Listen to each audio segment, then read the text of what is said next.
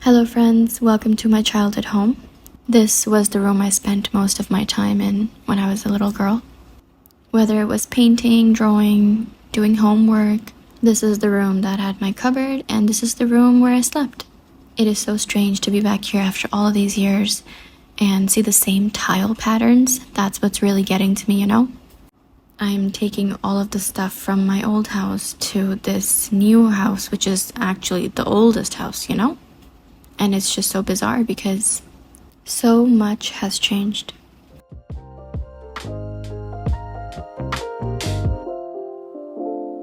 We've moved back in here, and the plan was actually to move back here with Dad, but you know what they say, people plan, God laughs.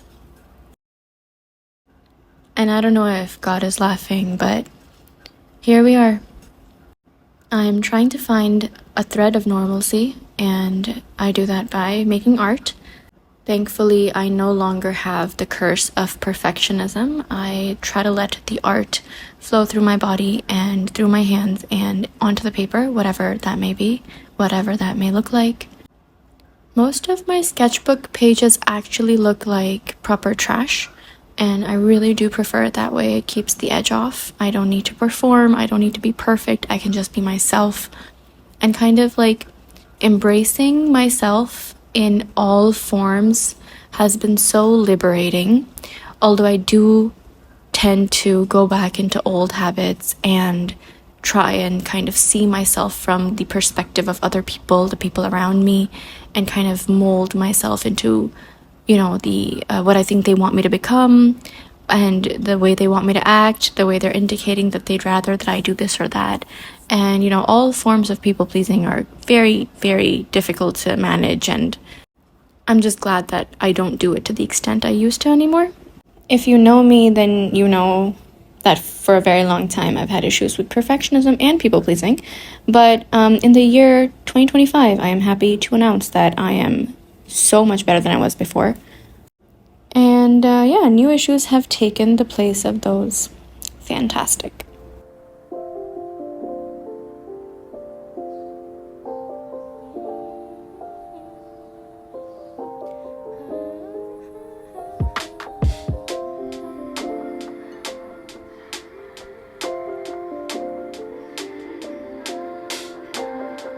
Art doesn't always fix everything, but using the paints and blending and finding different colors and patterns and color combinations and textures, I don't know, it does something in my brain, and I'm really grateful that I can use this as a kind of coping mechanism.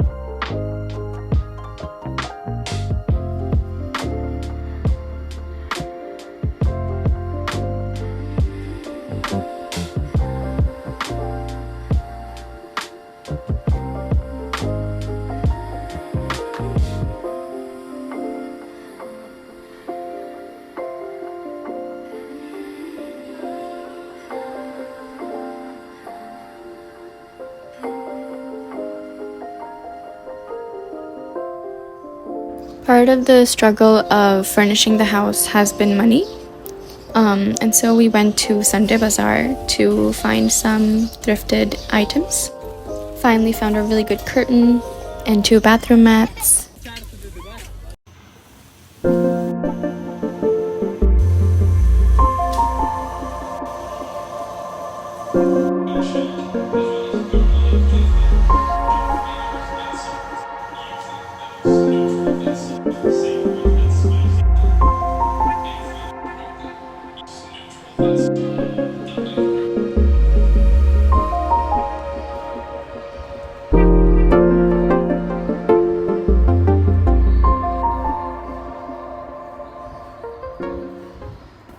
I look at the people around me and they either have so much knowledge or they're so accomplished or they have so many skills, and everything that I look up to, I know for a fact that I'm not ever going to be able to achieve them if I stay within the 4 walls of my bedroom. And the thing is, getting the 4 walls of my bedroom has been hard enough. This has been half of my life, to be in a safe and peaceful environment where I can nurture my interests and my soul. This was not given to me. This is not taken for granted. I am so, so proud of myself for even getting to this point. But now that you're here, now that you're safe, and you look up and you look around and you see people, and they're not just able to live life, they're able to do so many things in that life. Again, I'm grateful that I'm able to live life. I'm at this point where I am stable and safe.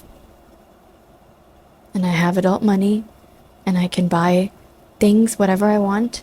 I can go to therapy and heal my inner child, and I can work on my issues, can become a better person for my family and friends. I can cook as much as I want and whatever I want. I don't have to serve anybody. I miss Dad every day, and my relationship with Mom won't get better, so I'm preemptively mourning her. But these are the cards that I have, and I'm not getting any younger. And I think I might only have 10 good years left. So what am I doing sitting here in my room, surrounded by comfort? But it feels like I should sit here surrounded by comfort because it has taken me so long to get to this point. Comfort is not easy to come by. But also time is running out. I bet Dad wanted to do a lot more. I bet he thought he had more time. I want to learn to give his life meaning, to give his death meaning. The only thing I can do is try and make sure that by the time I reach my deathbed, I don't feel the way he felt. I think my biggest failing in life would be to feel what he felt. And I just want to be able to meet him in the afterlife and tell him, hey, even in death, you saved me. You helped me. You were there for me. Even in death, you took care of me. Because I know one of his biggest regrets or pain points was leaving us too soon. It's not like it was within his control. But that is what it is, and I am gonna try my best to live life to such a level that he is proud when he sees me next.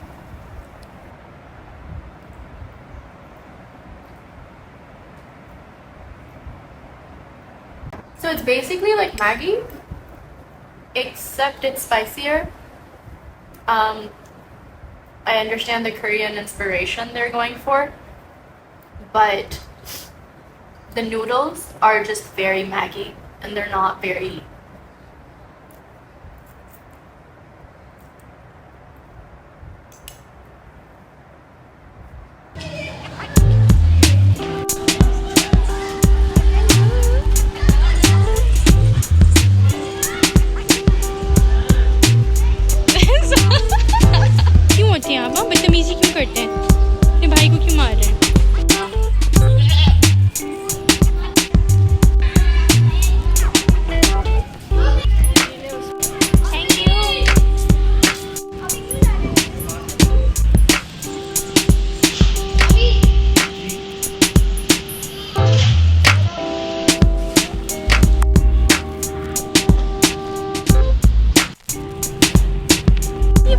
आजादी है अपनी मानो मेरा दुपट्टा खाएगी अब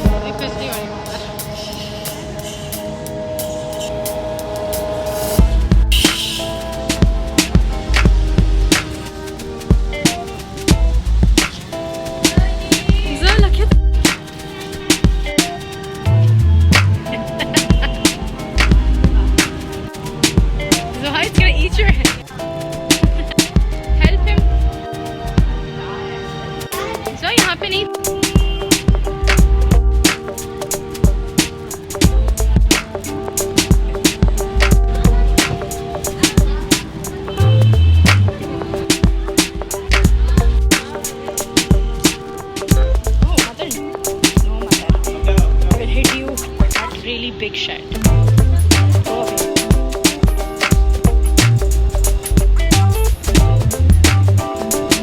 So I found a friend.